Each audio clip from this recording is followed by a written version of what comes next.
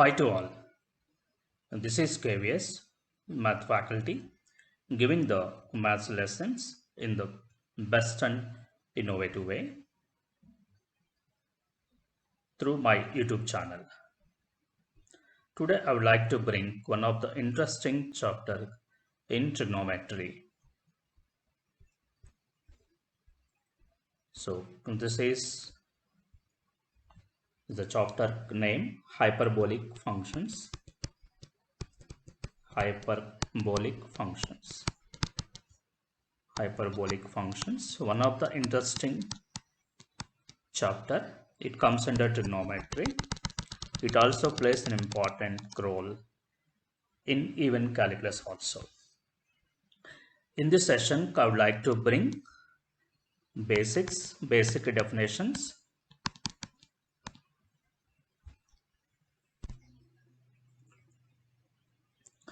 and domain ranges of hyperbolic functions. So these are the two things I would like to bring in this session. So before giving the basic definitions, I would like to say the importance of hyperbolic functions. You can see here, the hyperbolic functions are like normal functions that have many applications to mathematics, physics, and also engineering, among many other applications. They are used to describe the formation of satellite rings around planets. This is the important thing you can highlight, you can understand. To describe the shape of a rope that hanging from 2 points. Have application to the theory of special relativity. You can see here one of the interesting application in the field of physics. This section defines. In this class, I would like to bring the basic definition of hyperbolic functions and their importance in calculus.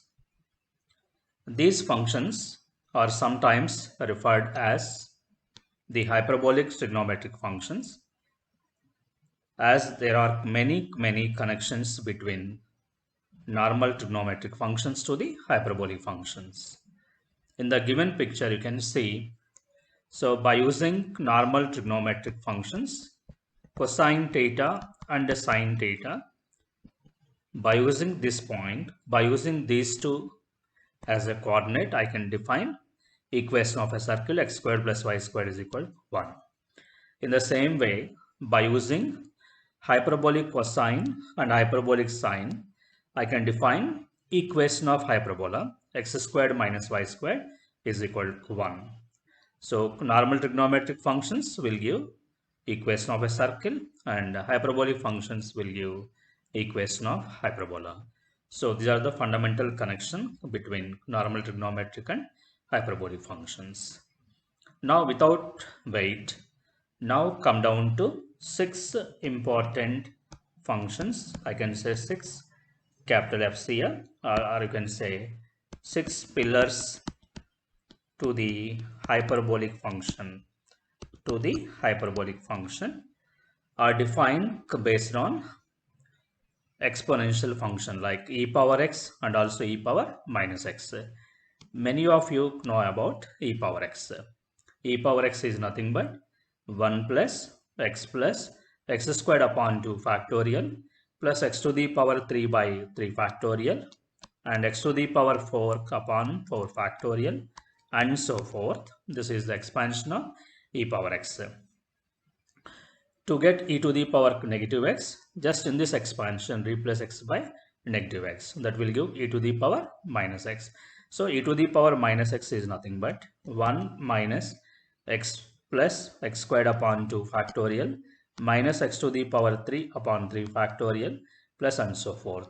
So one is expansion of e power x, another one is expansion of e power minus x here. So by using these two, I would like to define the 6 basic functions in hyperbolic. The first one is cosine hyperbolic is nothing but e power x plus e power minus x by 2. Average of these two, e power x plus e power minus x by 2. You can calculate if you want by using these two. This is the first hyperbolic function. When you come to second one is sine hyperbolic function is defined by e to the power x minus e power minus x upon 2. E power x minus e power negative x upon 2. So this is a straightforward average of these two. This is a negative average of these two. Sine hyperbolic function will be. So like normal trigonometric functions, tan hyperbolic function is nothing but sine h of x by cos hx here. That means you can say sine hx means e power x minus e power minus x by 2. I am discarding by 2 here. Cosine hx means e power x plus e power minus x. So this is the definition of tan hyperbolic function. Like normal way, sine hyperbolic by cos hyperbolic function. So denominator should not be e power x plus e power minus x should not be equals to 0. And the secant hyperbolic, as you know, reciprocal of cosine hyperbolic, almost all similar to normal trigonometric functions. Little difference is there. There you are writing with respect to some angle, but you are writing with respect to some functions here. And the cosecant hyperbolic will be 1 upon sine hyperbolic. And when you come to last one is cotangent hyperbolic function is cosine hyperbolic function divided with sine hyperbolic function. So nothing but e to the power x plus e to the power minus x divided by e power x minus e power minus x. So these are the 6 pillars, I can say, or 6 hyperbolic functions that we are going to study in hyperbolic functions. So after this, I would like to share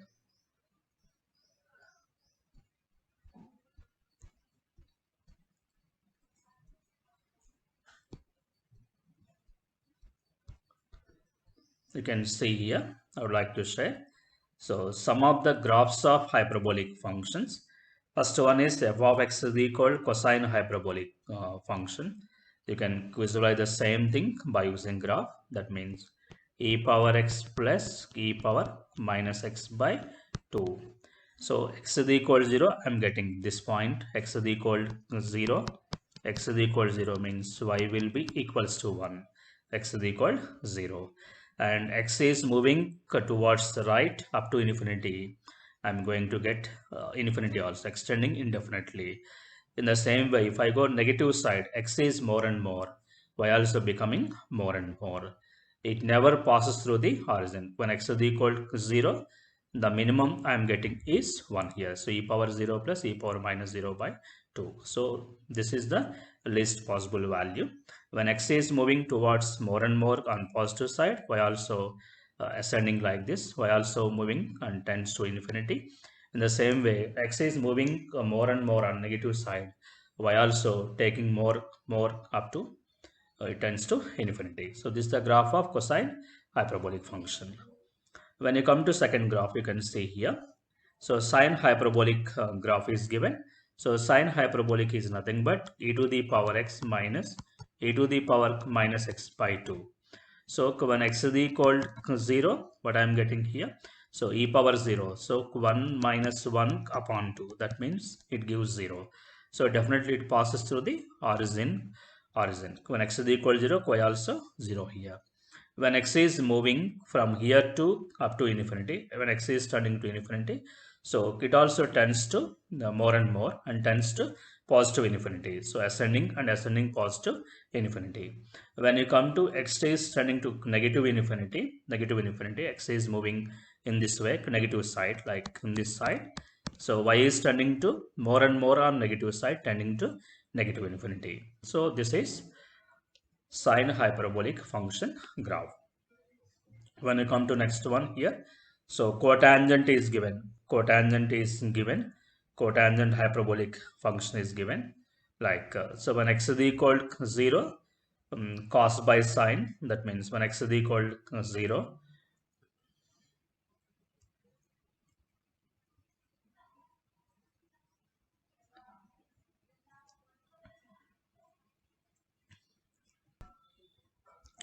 when x is given by 0, and cotangent hyperbolic leads to infinity, because here e power 0 plus e power negative 0 by e power 0 minus e power negative 0. So tends to positive infinity, positive infinity. So that means on the right side of 0, I'm getting positive infinity. On the left side of 0, I'm going to get negative infinity. Starts here and getting down and tending to 1 when x is going to positive infinity. And the same way, so increasing to negative towards to negative 1 when x is become more and more on negative side. This is the graph of cotangent hyperbolic function. When you come to, you can see here in the blue line, the tangent graph is given, tangent hyperbolic function graph is given. When x is equal to 0, it gives 0 only. When x is tending to more and more on positive side, the function is tending to 1, positive 1. And when x is tending to negative side, more and more, the graph is tending to negative 1 here. So this is the graph of tangent hyperbolic functions. So here you can see one is cosecant and one is cosecant is given, other one is secant hyperbolic is given. So based on this, we can understand what is the domain of particular hyperbolic functions, and also what are the range of particular hyperbolic functions. In the next class, I would like to share the basic identities in hyperbolic functions. Thank you so much.